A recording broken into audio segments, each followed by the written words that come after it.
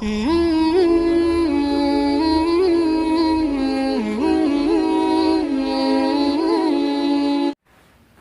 لام میم اللہ لا الہ الا هو الحی القیوم نزل عليك الكتاب بالحق مصدقا لما بين يديه وأنزل التوراة والإنجيل من قبل هدى للناس وأنزل الفرقان صدق اللہ العظیم۔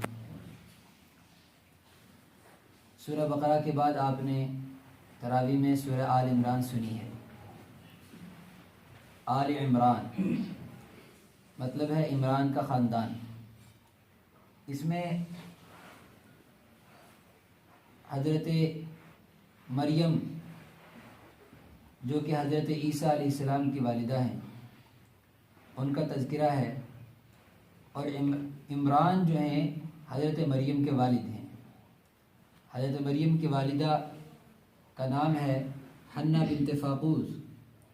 حنہ ان کا نام ہے، عمران کی وہ بیوی تھی اور حضرت مریم کی ماں تھی۔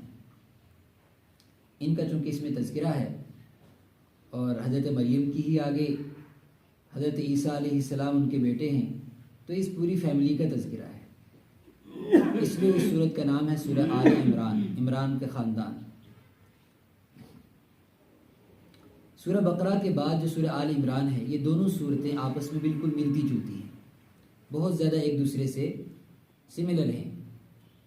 رسول پاک صلی اللہ علیہ وسلم نے فرمایا کہ یہ دو صورتوں کا آپ نے فرمایا زہراوین، دو چمکتے سورج ہیں قرآن پاک کے اندر، ایک سورہ بقرہ اور ایک سورہ آل عمران۔ اسی لیے سورہ بقرہ بھی شروع ہوتی ہے الف لام میم سے، اور سورہ آل عمران بھی شروع ہوتی ہے الف لام میم سے۔ سورہ بقرہ کے شروع میں بھی ذالک الکتاب لا ریب فیہ، قرآن پاک کی تصدیق ہے۔ اس کتاب کے شروع میں بھی قرآن پاک کی صداقت سے متعلق احکام ہے۔ تھوڑا سا فرق ہے ان دونوں صورتوں کے اندر، وہ کیا فرق یہ ہے کہ سورہ بقرہ کے اندر میکسیمم پوری صورت کے اندر جو ایڈریس کیا گیا ہے، جیسے کہ آپ نے کل اور پرسوں سنا، وہ یہودیوں کو کیا گیا ہے۔ موسیٰ علیہ السلام کی قوم کو ایڈریس کیا گیا کہ موسیٰ علیہ السلام کی قوم پر اللہ نے کتنی بڑی بڑی نعمتیں کی، اللہ نے ان پر کتنے احسان کیے، لیکن انہوں نے اللہ کی نافرمانی کی، ناشکری کی، اس کی نعمتوں کی ناقدری کی، بلکہ ان جرائم کے اندر لگ گئے جو اللہ کی ناراضگی کا سبب بنے۔ پھر ان کے دل سخت ہو گئے اور اللہ تبارک و تعالیٰ نے جو ان کو دین دیا تھا اس دین کو انہوں نے چھپا دیا، تورات کے اندر تحریف کر دی اور دین کی شکل ہی بگاڑ دی۔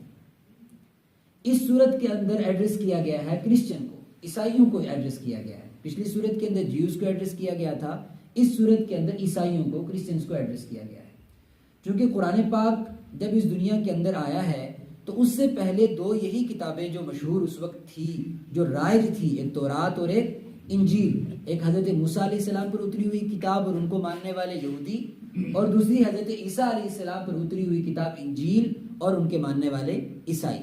یہی دو لوگ اس وقت جو ہے اہل کتاب سمجھے جاتے تھے، جو اپنے آپ کو دیندار بھی سمجھتے تھے، مذہب والا بھی سمجھتے تھے، اور آخرت کو ماننے والا اور اللہ کو ماننے والا بھی سمجھتے تھے۔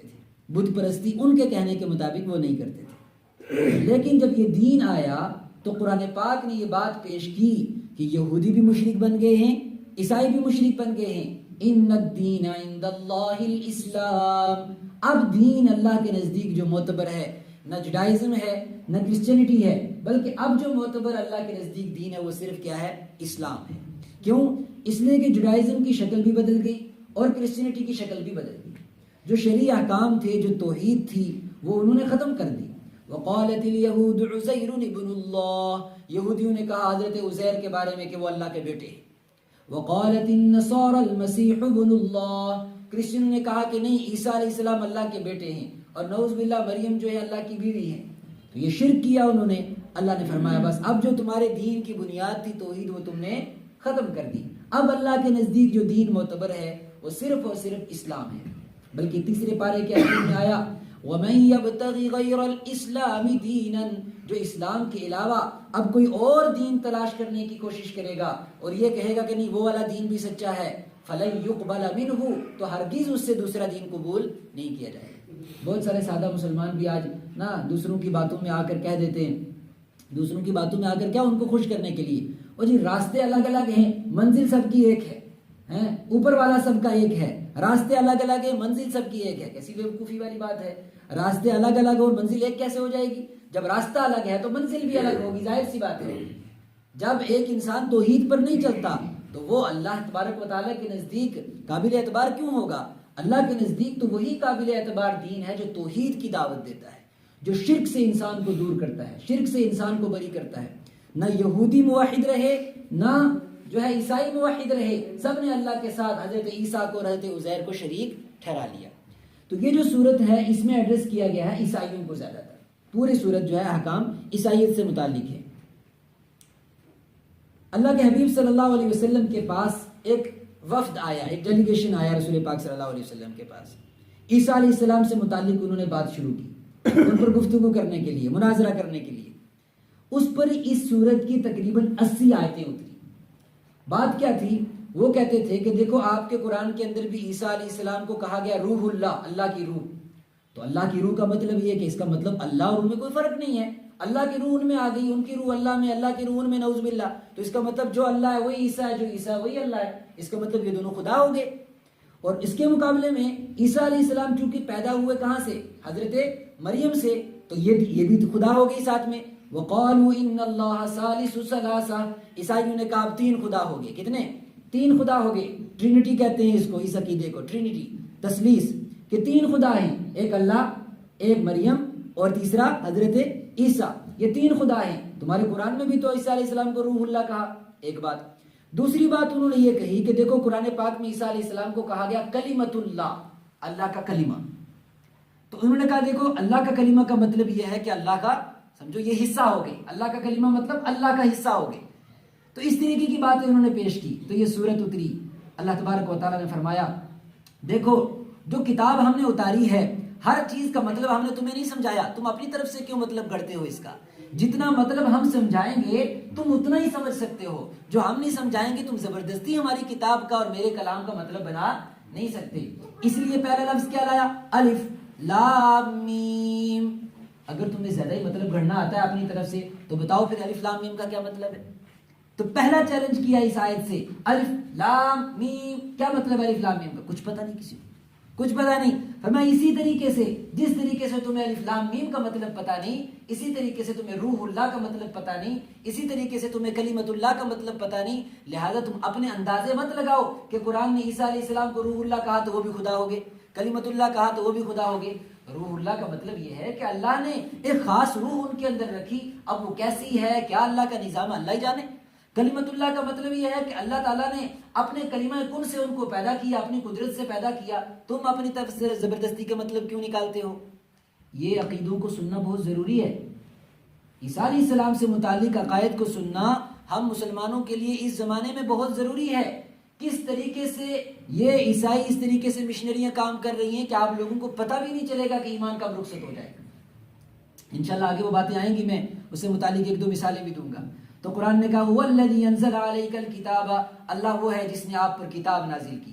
اچھا نہیں، اوپر والی آیت جو میں نے آپ کے سامنے پڑھی، اللہ نے فرمایا کہ اللہ نے کتاب اتاری. اس سے پہلے تورات بھی اسی نے اتاری، انجیل بھی اسی نے اتاری، لیکن وانزل الفرقان، انجیل کے بعد اور تورات کے بعد کیا اتارا؟ کیا اتارا؟ میں نے کیا لفظ بولا ابھی؟ انزل الفرقان، اس نے کیا اتارا؟ فرقان اتارا. فرقان اور قرآن میں کیا فرق ہے؟ قرآن کو ہی فرقان کہتے ہیں، لیکن فرقان کہتے ہیں فرق کرنے والا، ڈسٹنگوش کرنے والا، غلط کو اور صحیح کو الگ الگ کرنے والا، حق اور باطل کو الگ الگ کرنے والا. اس قرآن نے آ کر بتایا کہ تورات کے اندر انہوں نے کیا کیا گڑبڑیں کی ہوئی ہیں. اس قرآن نے آ کر بتایا کہ کرسچنوں نے انجیل کے اندر کیا کیا گڑبڑیں کی ہوئی ہیں. تورات اللہ کی کتاب ہم اگر مانیں گے نہیں تو مسلمان نہیں ہوں گے، انجیل کو نہیں مانیں گے تو مسلمان نہیں ہوں گے. آج کوئی عیسائی آ کر کہنے لگ جائے بھائی تورات کو بھی آپ مانتے ہو، انجیل کو بھی مانتے ہو. خیر تورات والوں نے تو راستہ ہی بند کر دیا، کوئی دنیا کا انسان یہودی نہیں بن سکتا. دنیا کے اندر سب سے کم مذہب کون لوگ ہیں؟ یہودی ہیں. یہودی کوئی انسان بن نہیں سکتا. ان کا کہنا یہ ہے کہ یہودیت کے اندر تبلیغ نہیں ہے، کوئی نیا آدمی اڈاپٹ نہیں کر سکتا اس ریلیجن کو، اس لیے وہ بہت تھوڑے سے ہیں. البتہ عیسائی مشنریاں کام کرتی ہیں، وہ اپنے جو ہے لوگوں کو عیسائیت قبول کرواتے ہیں. تو اللہ تبارک کوئی عیسائی آ کر کہے کہ بھائی یہودیوں کو بھی تم مانتے ہو لہذا تم یہودی ہو گئے، تم عیسائیوں کی کتاب تورات کو مانتے ہو، حضرت عیسیٰ کو مانتے ہو، اس لیے تم عیسائی ہوگے، تو فرق کیا بچا؟ فرمایا نا، یہ قرآن فرق کر کے بتائے گا کہ عیسائیت الگ چیز ہے، یہودیت الگ چیز ہے، اور اسلام الگ چیز ہے۔ اسلام ایک خدا کی عبادت کے لیے کہتا ہے اور عیسائیت 3 خدا کی عبادت کے لیے کہتی ہے۔ اسلام ایک خدا کی عبادت کے لیے کہتا ہے اور جوڈائزم حضرت عزیر علیہ السلام کو بھی اللہ کا بیٹا سمجھتا ہے۔ یہ فرق ہے، اس لیے اللہ نے فرمایا انزل الفرقان، پہلے تورات آئی انہوں نے چھپا دی، انجیل آئی لوگوں نے چھپا دی، اس کے احکام چھپا دیے، لیکن پھر اللہ نے قرآن کو اتارا، انزل الفرقان، جس نے آ کر فرق کیا عیسائیت کے درمیان اور اسلام کے درمیان۔ اس کے بعد فرمایا اللہ تبارک و تعالیٰ نے هو الذی انزل علیک الکتاب، کہ اللہ نے آپ پر یہ کتاب قرآن نازل کیا، آیات محکمات، اس میں کچھ آیتیں تو ایسی ہیں جو بالکل کلیئر ہیں، سب انسان اس کا مطلب سمجھ سکتے ہیں، لیکن ہن ام الکتاب واخر متشابہات، لیکن کچھ آیتیں ایسی ہیں جو متشابہ ہیں۔ متشابہ کا مطلب جن کا مطلب انسانوں کے سمجھنا انسانوں کے بس کی بات نہیں۔ مثال کے طور پر اللہ تعالیٰ نے کہا ید اللہ، اللہ کا ہاتھ، قرآن پاک میں آیت ہے، یوم یکشف عن ساق، اللہ کی پنڈلی سے پردہ اٹھایا جائے گا۔ اللہ کی پنڈلی کا کیا مطلب؟ اللہ کے ہاتھ کا کیا مطلب ہے؟ اللہ کے چہرے کا کیا مطلب؟ اللہ نے فرمایا یہ تم لوگ نہیں سمجھ سکتے۔ اب وہ کیا تجلی ہے اور کیا اس کا کیا مسئلہ ہے، تم چھوڑ دو اس کو۔ اللہ کا عرش ہے، انسان اللہ کے عرش کے بارے میں اگر غور کرنے لگ جائے گا تو پاگل ہو جائے گا کہ وہ عرش کیسا ہوگا، کس طریقے کا ہوگا، اللہ کے فرشتوں نے عرش کو کیسے، ان موضوعات پر اگر انسان غور کرنے لگے گا تو پاگل ہو جائے گا۔ فرمایا تمہیں ان موضوعات پر غور نہیں کرنا، جتنا بتایا جاتا ہے بس اتنا قبول کرو اور آگے بڑھو۔ اور وہ لوگ جو ان باتوں کے پیچھے پڑتے ہیں، یعنی جن باتوں کے پیچھے پڑنے سے کوئی فائدہ نہیں ہے، فرمایا فی قلوبہم زیغ، ان کے دل ٹیڑے ہیں، اس لیے وہ اللہ کی باتوں کو اور اللہ کی ان آیتوں کو جن کا مطلب اللہ نے انسانوں کو بتانا چاہتا ان کے پیچھے پڑ جاتے ہیں۔ فَيَتَّبِعُونَ مَا تَشَابَهَ، وہ ایسے لوگوں کے ایسی آیتوں کے پیچھا کرتے ہیں اور ایسی تنقید کر کے باتوں کو نکالتے ہیں۔ امام مالک رحمۃ اللہ علیہ سے کسی نے پوچھا مل عرش، عرش کیا ہے، اللہ کا عرش کیا ہے؟ تو امام اور قرآن پاک میں ایک استوى علی العرش، اللہ عرش پر مستوی ہو گیا، عرش پر آگے بیٹھ گیا۔ اب اگر ہم یہ کہیں کہ نہیں جیسے ایک انسان کرسی پر آ کے بیٹھتا ہے اس طریقے سے اللہ بیٹھ گیا تو نعوذ باللہ، اس کا مطلب اللہ کا کوئی جسم ہے اور ختم ہو جائے گا، یہ کرسی ایک جسم ہے یہ ایک جسم ہے، دونوں ختم ہو جائیں گے، نعوذ باللہ، تو یہ مطلب تو لے نہیں سکتے۔ تو امام مالک رحمۃ اللہ علیہ سے کسی نے پوچھا کہ اللہ کے عرش پر بیٹھنے کا کیا مطلب ہے؟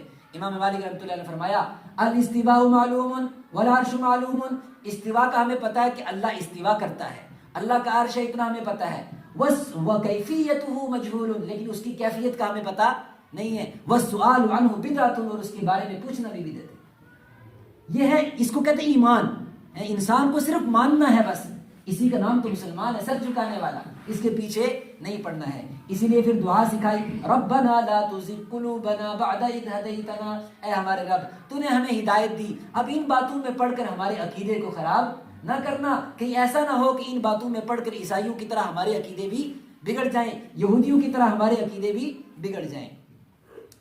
ان لوگوں نے دین کو کیوں بگاڑا؟ یہودیوں نے کیوں انجیل کو بگاڑ، تورات کو بگاڑ دیا؟ عیسائیوں نے کیوں انجیل کو بگاڑ دیا؟ سچے دین کو انہوں نے چھپایا کیوں؟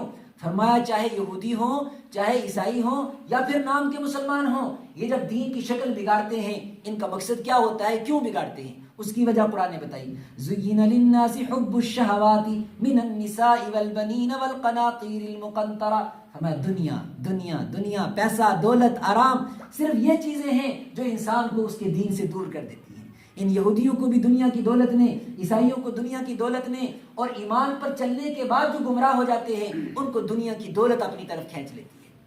انسانوں کے لیے سجا دی گئی خواہشات کی محبت، کیسی کیسی خواہشات؟ عورت کی محبت، اولاد کی محبت، والقناطیر المقنطرۃ من الذهب والفضہ، سونے اور چاندی کے ڈھیر انسان کو یہ اچھے لگتے ہیں، سونے چاندی کے ڈھیر، بینک بیلنس، دنیا، آرام۔ فرمایا اس کے پیچھے انسان دنیا تو دنیا، رب کو بھی چھوڑ دیتا ہے، دنیا کا آرام تو چھوڑتا ہے، یہ آخرت کا آرام بھی چھوڑ دیتا ہے، اللہ کو بھی چھوڑ دیتا ہے۔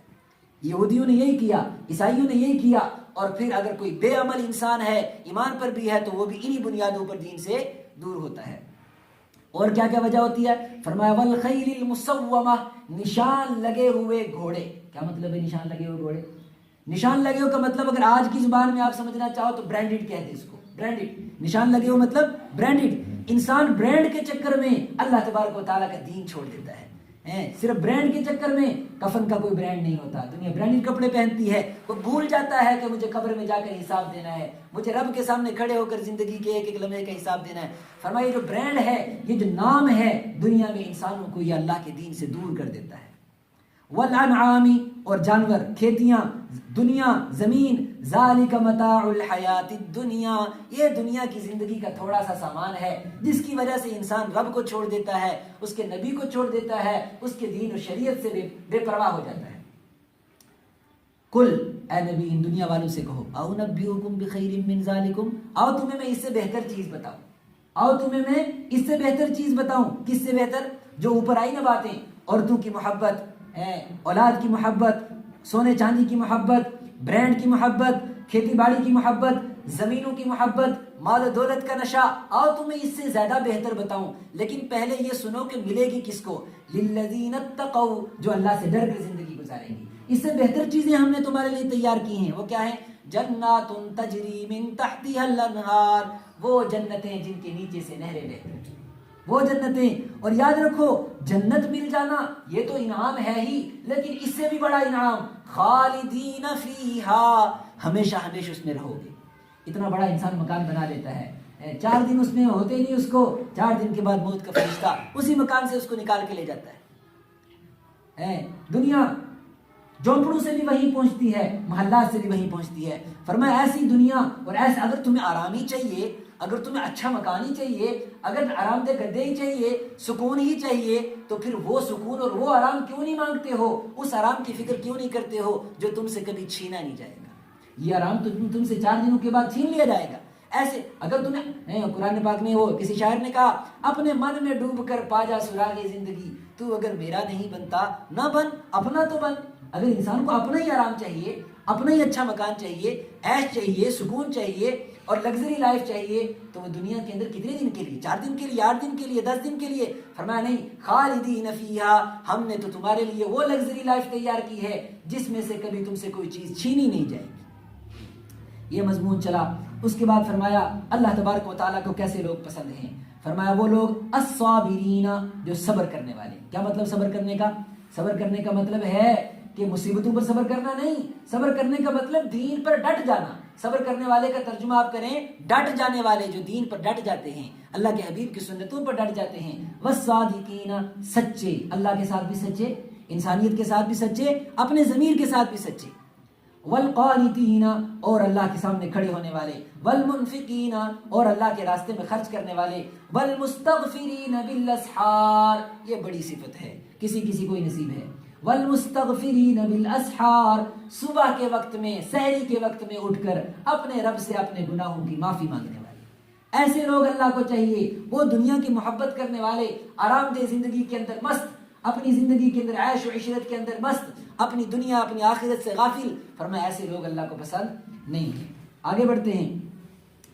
اس کے بعد تفصیل کے ساتھ اللہ تبارک و تعالیٰ نے حضرت عیسیٰ علیہ السلام کا, حضرت عیسیٰ کی والدہ حضرت عمران کی بیوی حضرت حنا کا تذکرہ کیا, اور اس کے بعد کس طریقے سے حضرت زکریا علیہ السلام نے حضرت مریم کی پرورش کی, اس کا تفصیلی ذکر کیا. وہ ایک لمبا واقعہ ہے, میں اس میں نہیں جاؤں گا. لیکن قرآن پاک نے عیسائیت کو یہ سمجھانے کی کوشش کی اس صورت کے اندر کہ عیسیٰ علیہ السلام یقیناً اللہ کی قدرت کی نشانیوں میں سے ایک نشانی ہے. یقیناً عیسیٰ علیہ السلام کو اللہ نے بہت بڑے بڑے معجزے عطا کیے, لیکن یہ بات سمجھو کہ عیسیٰ علیہ السلام خدا نہیں ہیں. کیوں؟ اس لیے کہ عیسیٰ علیہ السلام کی والدہ ہیں حضرت مریم, وہ خود پیدا ہوئی حضرت عمران کی بیٹی ہیں. حضرت عمران جو حضرت مریم کے والد ہیں, ان کے پیدا ہونے سے پہلے ہی فوت ہو گئے تھے. جب وہ فوت ہو گئے تو حضرت مریم کی ماں عمران کی بیوی نے منت مانی, اے اللہ اگر یہ بچہ پیدا ہوا تو میں اس کو تیرے گھر یعنی بیت المقدس جو ہے تیرے گھر کی خدمت کے لیے وقف کر دوں گی. لیکن ہوا یہ کہ اس زمانے میں خدمت صرف مرد کرتے تھے, عورتیں نہیں کرتی تھی. تو انہوں نے نظر مانی, لیکن بچی پیدا ہوئی, بیٹا پیدا نہیں ہوا. لیکن اللہ تبارک و تعالیٰ نے حضرت زکریا اس وقت کے نبی تھے, ان کو کہا کہ اسی بیٹی کی پرورش کرو, اسی بیٹی کی تربیت کرو, میں اسی سے دنیا کے اندر دین کا کام لوں گا. حضرت مریم سے حضرت زکریا علیہ السلام نے حضرت مریم کی کفالت کی, ان کی پرورش کی, ان کی نگرانی میں حضرت زکریا کی نگرانی میں حضرت مریم کی پرورش ہوئی.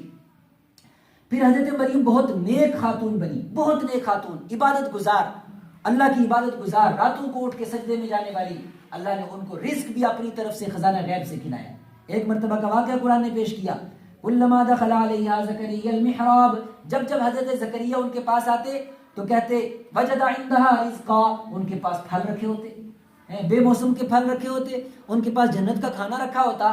حضرت زکریا علیہ السلام اللہ کے نبی ہونے کے باوجود ان سے پوچھتے یا مریم، اے مریم، انا لکی ھذا، یہ پھل تجھے کون کھلاتا ہے، یہ رزق تجھے کون کھلاتا ہے، ہمیں تو یہ نصیب نہیں ہوتا، آپ کے پاس کہاں سے آتا ہے بے موسم کے پھل؟ قالت هو من عند اللہ، حضرت مریم نے کہا حضرت زکریا سے کہ یہ اللہ تبارک و تعالیٰ کی طرف سے آتا ہے۔ اس کا مطلب اس واقعے سے پتہ چلا کہ حضرت مریم کا اللہ کے ساتھ تعلق کیسا تھا، حضرت مریم کا اللہ کے ساتھ اللہ کی عبادت میں وہ کتنی ڈوبی ہوئی تھی کہ اللہ تبارک و تعالیٰ خزانہ غیب سے ان کے لیے رزق کا بھی انتظام کرتے تھے۔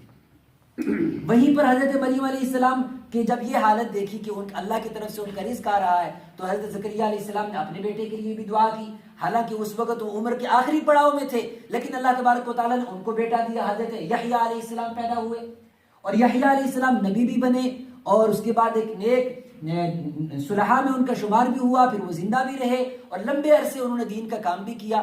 خیر یہ پورے خاندان کا تذکرہ اللہ تبارک و تعالیٰ نے کیا انسانوں کو، عیسائیوں کو یہ بتانے کے لیے یہ پورے خاندان کے پروسیس سے حضرت عیسیٰ علیہ السلام آئے۔ عیسیٰ علیہ السلام خزانہ غیب سے نہیں آ گیا اچانک، یہ ایک انسان ہیں، البتہ اللہ کے پاک پیغمبر ہیں، اللہ تبارک و تعالیٰ نے اپنی قدرت کی نشانی کے طور پر ان کو پیدا کیا۔ اب وہ نشانیاں کیا کیا تھی؟ اذ قالت الملائکۃ یا مریم، فرشتوں نے کہا اے مریم اللہ نے تجھے خوشخبری دی ہے بکلمۃ منہ، اپنی طرف سے ایک کلمے کی، مطلب حضرت عیسیٰ علیہ السلام کی، اسمہ المسیح، اس کا نام مسیح ہوگا، عیسیٰ ابن مریم، عیسیٰ ابن مریم، اس کا نام ہوگا عیسیٰ ابن مریم۔ دنیا کی اولاد کس کی طرف منسوب ہوتی ہے؟ باپ کی طرف۔ عیسیٰ علیہ السلام کو کس کی طرف منسوب کیا؟ اور یہ عیسیٰ علیہ السلام کی پیدائش سے پہلے ہی منسوب کر دیا۔ عیسیٰ علیہ السلام کی والدہ کو بتایا گیا کہ ایک بیٹا پیدا ہوگا، اسمہ عیسیٰ ابن مریم، اور اس کا نام جو ہے فرشتوں نے خوشخبری دی، اس کا نام عیسیٰ ابن مریم ہوگا، اس کو دنیا عیسیٰ ابن مریم کہے گی، وجیہن فی الدنیا، دنیا کے اندر ان کا بڑا نام ہوگا، بڑی شان ہوگی، والآخرہ، آخرت میں بھی ان کی بڑی شان ہوگی، ومن المقربین، اور وہ بڑے باعزت لوگوں میں سے ہوں گے۔ ایک دو آیتیں بہت غور سے سنیے، وَيُكَلِّمُ النَّاسَ فِي الْمَهْدِ، لیکن یہ بچہ عام بچہ نہیں ہوگا، یہ بچہ خاص بچہ ہوگا۔ وَيُكَلِّمُ، اب یہ خصوصیتیں بیان کی، وَيُكَلِّمُ النَّاسَ فِي الْمَهْدِ، پہلی خصوصیت یہ ہے کہ ماں کی گود میں بات کرے گا، لیکن یہ اللہ کی قدرت کی نشانی ہوگی۔ وَكَهْلًا وَمِنَ الصَّالِحِينَ قَالَتْ رَبِّ أَنَّىٰ يَكُونُ لِي وَلَدٌ، اس کے بعد فرمایا پھر عیسیٰ علیہ السلام جب نبی بن کر آئے، رسول بن کر آئے، اللہ نے ان کو تو انجیل دی اور نبی بنایا، اس کے بعد عیسیٰ علیہ السلام نے خود قوم کو کہا کہ میں کون ہوں۔ قوم نے اعتراض کیا نا کہ پہلے تو مریم علیہ السلام پر الزام لگا دیا کہ نعوذ باللہ یہ حلال کا نہیں ہے، آپ نے کوئی غلط کام کیا ہے نعوذ باللہ۔ وہ سورہ طٰہٰ کے اندر وہ پورا مضمون آیا، سورہ مریم کے اندر وہ پورا مضمون آیا، انشاءاللہ وہیں ذکر کریں گے۔ تو جب عیسیٰ علیہ السلام جوان ہو گئے، جب بڑے ہو گئے، بلکہ بچپن میں ہی گود میں ہی انہوں نے اپنی قوم کو بتایا کہ میں کون ہوں۔ وہ کیا تھا؟ فرمایا انی اخلق لکم من الطین، میں اپنے رب کا ایک بندہ ہوں، انی عبد اللہ ورسولہ، اور اس کا رسول ہوں۔ ہاں البتہ اللہ نے مجھے کچھ خصوصیتیں دی ہیں۔ وہ کیا دی ہیں؟ انی اخلق لکم من الطین کہیئۃ الطیر فانفخ فیہ فیکون طیرا باذن اللہ، یہ خصوصیت دی اللہ نے ان کو۔ کیا خصوصیت؟ کہ وہ مٹی کا ایک پرندہ بناتے تھے، مٹی کا یہ ایک مسئلہ ہے کہ مٹی کا پرندہ تصویر بنانا جائز ہے کہ نہیں ہے، لیکن وہاں پر وہ تصویر نہیں بناتے تھے، وہ ایک معجزہ تھا اللہ کی طرف سے۔ تو وہ مٹی کا ایک پرندہ بناتے، اس کے اندر پھونک مارتے، اللہ کی طرف سے وہ اس کے ایسا حکم ہوتا کہ وہ حقیقی پرندہ بن کے اڑنے لگ جاتا۔ یہ ان کا معجزہ، اللہ تبارک و تعالیٰ نے ایک معجزہ دکھایا۔ لیکن عیسیٰ علیہ السلام نے یہ بات سمجھائی، کیا؟ فیکون طیرا، وہ پرندہ بن جاتا ہے باذن اللہ، کس سے؟ اللہ کے، میرے کرنے سے کچھ نہیں ہوتا۔ عیسیٰ علیہ السلام کیا کہہ رہے؟ یہ میں نے نہیں بنایا پرندہ، باذن اللہ، اللہ کے حکم سے بنتا ہے۔ عیسائیوں کو بتایا عیسیٰ علیہ السلام، تمہارے عیسیٰ علیہ السلام جن کو تم خدا کے درجے پر پہنچاتے ہو، وہ خود کہہ رہے ہیں کہ یہ پرندہ میں نے نہیں بنایا۔ اگلی آیت فرمایا انی قد جئتکم فانفخ وابرئ الاکمہ، میں کوڑی کو اور اندھے کو اور جس کو جو مادرزاد نابینا ہوتا ہے اس کے اوپر حضرت عیسیٰ علیہ السلام دم کرتے تھے، اس کی آنکھوں کی روشنی واپس آ جاتی تھی۔ جو کوڑی ہوتا تھا اس کے اوپر دم کرتے تھے، اس کے کوڑ کا بیماری ختم ہو جاتی تھی۔ لیکن وہاں بھی فرمایا وَأُبْرِئُ الْأَكْمَحَ وَالْأَبْرَصَ، میں مادرزاد نابینے کو اس کی روشنی واپس کراتا ہوں، اور جو کوڑی ہوتا ہے اس کی بیماری کو دور کر دیتا ہوں، وأحيي الموتى مردے کو بھی زندہ کر دیتا ہوں۔ عیسیٰ علیہ السلام قبر کے پاس جا کر کہتے تھے قم بإذن اللہ، اٹھو اللہ کے حکم سے، وہ مردہ کھڑا ہو جاتا تھا۔ لیکن فرمایا یہ کیوں ہوتا ہے؟ میں نہیں کرتا، بإذن اللہ، یہاں پر بھی فرمایا بإذن اللہ، اللہ کے حکم سے ہوتا ہے۔ تو عیسیٰ علیہ السلام کی جو حیثیت ہے اللہ کے سامنے، وہ بندہ ہونے کی حیثیت سے ہے، نبی ہونے کی حیثیت سے ہے، خدا ہونے کی حیثیت سے نہیں ہے۔ پھر فرمایا ان اللہ ربی و ربکم، اللہ میرا بھی رب ہے اور تمہارا بھی رب ہے، فاعبدوہ، اے میری قوم اس رب کی عبادت کرو، میری عبادت نہ کرو۔ انشاءاللہ 7ویں پارے میں مضمون کھول کر آئے گا یہ عیسیٰ علیہ السلام نے کیا کہا۔ آخری بات عیسیٰ علیہ السلام سے متعلق، بالکل آخری آیت، فرمایا اگر تمہیں تعجب ہو رہا ہے کہ بھئی کیسے ہو سکتا ہے، بغیر باپ کے کیسے ہو سکتا ہے، ایک انسان کیسے پیدا ہو سکتا ہے بغیر باپ کے، اس کا مطلب تو یہ کہ وہ خدا ہے۔ عیسائیوں کو سمجھایا، سمجھو اللہ کی قدرت کو سمجھو، تمہیں کیوں تعجب ہوا اگر حضرت عیسیٰ علیہ السلام کا باپ نہیں ہے تو؟ ان مثل عیسیٰ عند اللہ کمثل آدم، کہ عیسیٰ علیہ السلام کا پیدا کرنا بالکل ایسے ہی ہے جیسے کہ تمہارے دادا حضرت آدم کا پیدا کرنا۔ عیسیٰ علیہ السلام کی تو پھر بھی ماں تو ہے، باپ نہیں ہے، ماں تو ہے۔ آدم علیہ السلام کو کس نے پیدا کیا؟ نہ ماں اور نہ باپ۔ تو تمہارا رب وہ ہے جس نے آدم کو بغیر ماں اور بغیر باپ کے پیدا کیا، تو عیسیٰ علیہ السلام کو اگر بغیر باپ کے پیدا کر دیا تو اس میں تم نے اس کو خدا کیوں مان لیا؟ نعوذ باللہ ان کو۔ ان مثل عیسیٰ عند اللہ کمثل آدم، عیسیٰ علیہ السلام کی مثال آدم کی طرح ہے، خلقہ من تراب، آدم علیہ السلام کو اللہ نے مٹی سے پیدا کیا، تو عیسیٰ علیہ السلام کو اپنے کلمہ کن سے پیدا کر دیا۔ میرے بھائیوں، بہت اچھے طریقے سے یہ بات سمجھائی گئی ہے کہ عیسائیت کے عقائد سے باخبر بھی رہنا ہے، ہوشیار بھی رہنا ہے۔ یہ بات میں نے آج کھول کر شاید میں نہ کرتا، لیکن تفصیل سے اس لیے عرض کر رہا ہوں کہ مشنریاں بہت باریکی کے ساتھ کام کرتی، بہت باریکی کے ساتھ۔ ہماری توحید، ہمارا ایمان کب سلب ہو جاتا ہے ہمیں پتہ نہیں چلتا۔ ایک آدمی کہنے لگے کچھ باتیں بڑی کڑوی ہیں لیکن ایکسیپٹ کیے بغیر کوئی چارہ نہیں ہے۔ ایک آدمی کہنے لگا جی ہمارا بچہ کانوینٹ اسکول میں پڑھتا ہے، آج تک تو کوئی غلط بات نہیں سیکھی اس نے، آج تک تو ہمارے عقیدے کے خلاف کوئی ایسی چیز نہیں آئی، تو ہمیں کیسے پتہ چلے گا کہ آپ کی باتیں صحیح نہیں؟ یا قرآن پاک اتنا محتاط رہنے کے لیے کہتا ہے۔ میں نے کہا کوئی بات نہیں۔ ایک وقت آیا، اچانک ایک دن کی بات ہے، میں اس کے گھر پہنچا، خود میرے رشتہ دار ہے میرا، میں اس کے گھر پہنچا، اس کا بچہ جو ہے یونیفارم پہن کے تیار ہو رہا تھا۔ یہاں مجھے ایک مسئلہ بھی ذکر کرنا ہے، وہ کانوینٹ اسکول کی یونیفارم تھی۔ خیر میں اس وقت وہ بات نہیں کر رہا ہوں کہ آپ کے اسکول میں پڑھا رہے ہیں یا وہاں کیا چل رہا ہے، ہم کسی کے کرٹیسائز نہیں کر رہے ہیں، لیکن جو قرآن نے عقائد پیش کیے، جو قرآن احتیاط کرنے کے لیے کہہ رہا ہے، میں وہ عرض کر رہا ہوں۔ یہ ہمارے اپنے کیے ہوئے کرتوت ہیں سارے، اس میں کسی کو دوش دینے کی کوئی ضرورت نہیں ہے۔ تو وہ بچہ تیار ہو کر باہر نکلا، میں نے ان کو بٹھایا، میں نے کہا رکو میں بتاتا ہوں کیا نقصانات ہیں۔ یہ بات ہم بعد میں کریں گے کہ ان کے سلیبس میں کیا ہے، ان کے اندر کیا کیا پڑھایا جاتا ہے، سافٹ ٹریننگ کس طریقے سے ہوتی ہے، مائنڈ کو سافٹلی کس طریقے سے پریپیئر کیا جاتا ہے، وہ ایک الگ چیز ہے، وہ ایک لمبا موضوع ہے، نہ ہم آپ کو سمجھا پائیں گے نہ آپ سمجھو گے۔ لیکن یہاں بیٹھو میں آپ کو بتاتا ہوں ہو کیا رہا ہے۔